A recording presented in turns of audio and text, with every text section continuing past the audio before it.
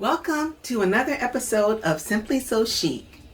I'm Dana Lynn, and today you're going to learn the basics of sewing machine. That's right, you're going to get to learn your sewing machine. This project or this tutorial is actually for the beginners. So if you're thinking about getting a sewing machine or you have one and you haven't touched it yet, well, this is the tutorial for you. I'm going to go over different parts of the sewing machine so that you can get to know yours a little better.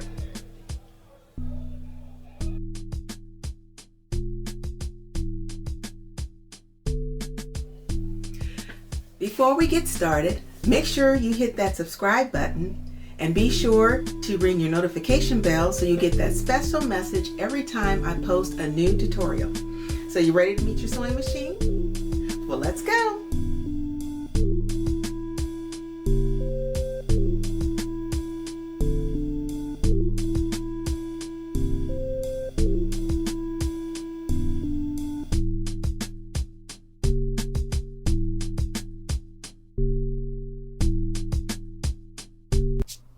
Okay, so looking at the top of the machine, this is the thread tension dial, and this is the pressure foot adjustment, and this is the thread take-up lever, and this is the reverse sewing lever.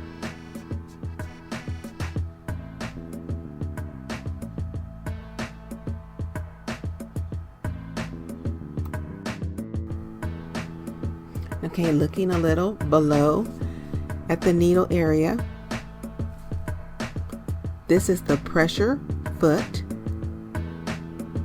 It rests on your fabric when you sew. Next, I'm going to show you the needle plate cover. On this machine, the bobbin spool is located under the plate, and below that is the removable extension table / accessory storage. Okay, on the top of the machine again, here we have the 3 needle position dial that I'm going to point to. That allows you to position your needle in 3 different ways. Next is the bobbin stopper, which actually stops the bobbin when you're spinning and filling the bobbin. After that, this is the horizontal spool pin that holds your thread. We'll talk about that later. And next to that is the bobbin winding spindle, which we'll talk about later as well. Looking further down here on the side of the machine, this is the stitch length dial. It allows you to control the length of your stitch. And a little below that is the pattern selector dial. And that is the dial that contains all the different pattern stitches you can choose from. On this, as we look below here where the needle is, this is the automatic threader,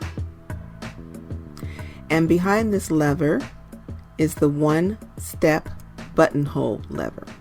You use that when you're making buttonholes on your garments. As we view from a different angle, we can see where the needles are held, and machines usually have 2 holders where you have a choice of using 1 needle or 2 needles. Machine. Now that we have a better angle, this is the horizontal spool pin, and it holds your thread, your top thread. And the silver thing is the bobbin winding spindle. You sit your bobbin on it and wind up your thread on the bobbin. Behind it is a hole for a second spool pin. Viewing from the back, this is the hand wheel. It controls your needle up and down position. Below it is the power and light switch, and below that is the main plug socket. As As we zoom in, this is the buttonhole stitch balance adjustment slot. It allows you to control how narrow or how wide you would like your buttonhole stitch. Alright, with the view from the top again, this is the bobbin thread guide. Next to it is the upper thread guide and hook. These help guide the thread to wind the bobbin. Down below here, this is the face plate.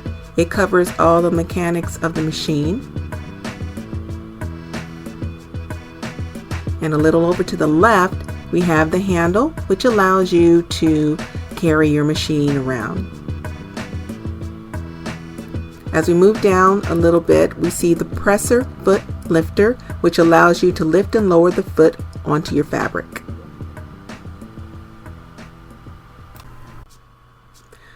As we move down below and we take the casing compartment off, it allows you to be able to sew sleeves a little better under your needle. The compartment itself actually holds tools for your machine. More importantly, as we look closely, we'll see the drop feed control, which moves back and forth in slots in the sewing machine's needle plate. The purpose is to pull the fabric through the machine in discrete steps between stitches.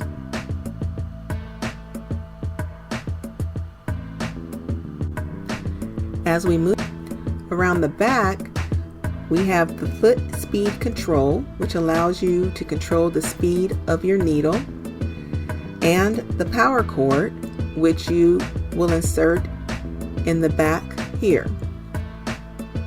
And that's it. These are the basics to your machine parts.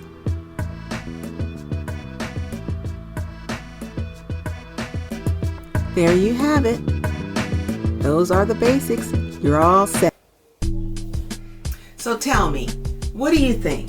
Did you get to know your sewing machine a little better? Do you think that you might purchase a sewing machine if you don't already have one? Well, I hope so. Now, these are the basics for a commercial sewing machine that I own. You might have different mechanisms or different tools on yours depending on how much newer it is. However, the basics that I show you should guide you through your manual and help you become better acquainted with your very own sewing machine. Let me know in the comments how it worked out for you. Let me know what type of sewing machine you ended up getting. And thank you so much for joining me today for this tutorial for your basic sewing machine knowledge. Take care. See you on the next Simply Sew sheet.